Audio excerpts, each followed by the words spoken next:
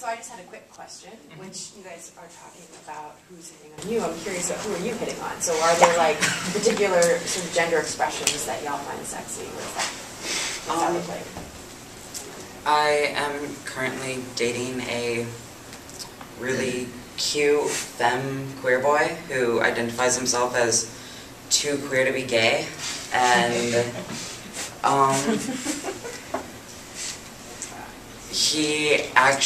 I at first read him and his partner as not liking me and my partner, and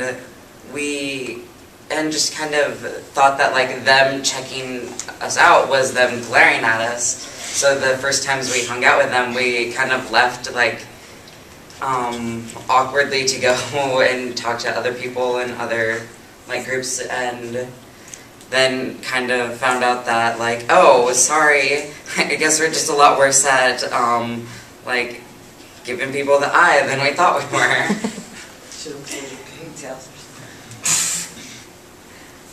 And I guess I identify as more of like a extremely femme butch, so I tend to go for people who are a lot more butch than me. And I tend to go for, like, I'm more of a bottom, and I'm a sub and owned and collared by her, and yeah, I tend to go for people who intimidate me, who I, like, just, like, I feel like that their presence is just kind of like they're just, like, a very omniscient kind of person. They're just like, "Rawr, I'm gonna eat you up," or something. Yeah, when we first met, the picture, it was right after I started identifying as a butch, and the first picture I sent her, because we met on the internet, was me a few days after I had my nose broken in a mosh pit. And it was broken so hardly that both my eyes were like deeply purpley bruised. I had just realized that I was butch and like shaved off most of my hair, except for like the middle. And I had also been a homeless traveler kid, so I had dreadlocks. So it was basically like a dread hawk, and it was really butch looking. And I was wearing a fucking flannel. So yeah, I think that goes to show when she's interested in people. Personally, for me, there's not any like particular type of person that I go for. I have a tendency for femmes and for bottoms, but it can vary. I'm dating like 5 people right now. This is one of them.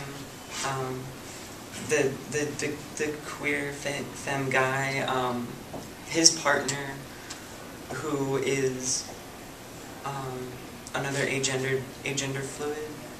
Right? No, sure, it's just agender. Yeah. They're an agender person who is definitely fluid between butch and femme. And then I'm dating a femme queer cis woman and an androgynous person who is sometimes a girl, sometimes a boy. Yeah, there's no like criteria for people, but I tend to go for femme bottoms. I guess for me, I identify as queer, so like and for me that's very open. I'm usually more attracted to androgyny. I'm very much attracted to androgyny in many different forms, and so like most of like a lot of times like queer androgynous women, identified people, trans, like femi trans guys, But also outside of that, you know, femi-cis women, you know, it runs the gamut. I guess maybe a group I'm less attracted to, but I wouldn't say I'm not ever, is cis guys for the most part, but that's not even 100%. So I can't even really say with any absolute certainty. For me, it's a lot of times the person. So. You know, it took me a while to frame this best, but I think the folks I find myself most into are those who have intentional gender presentations. And so that's you know, a gender non-conforming presentation. That's also lots of kinds of other things, including femmes. I've had several great relationships with femmes. I also, like, for the first, like, several years of my dating life, I really only dated trans and genderqueer people. And the people I dated who weren't trans or genderqueer came out in the course of dating me. And the first time I dated someone who wasn't trans or genderqueer, then like right about the time we started connecting, she found out that she's intersex. So there's that. I also have had plenty of really good connections with other butch trans women. I feel like that's a really fun dynamic for me. And in fact, after our panel last year at the Butch Voices play party, Kay and I got to hook up. And that was really fun, and I'd love to do it again if you're listening to this, Kay. We might find a way to make that work. That's who I hit on, and there's an example of it.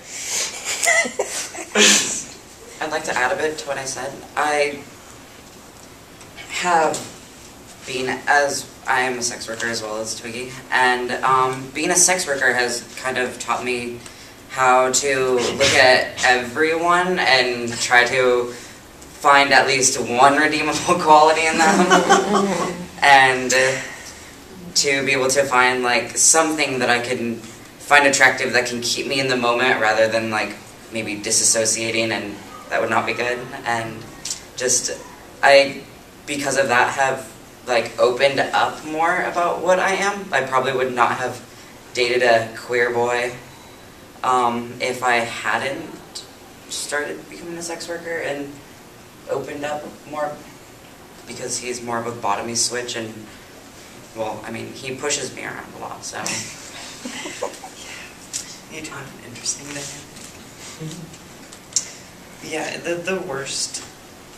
That's one of the things about sex work is the worst tricks are the ones that have not even like one single tiny quality that you could like focus on and be like, I like this in you, just like no redeemable qualities at all. Like having a picture of Ronald Reagan over there. I had a chick who had a portrait of Ronald Reagan above his bed. Berkeley, what a place.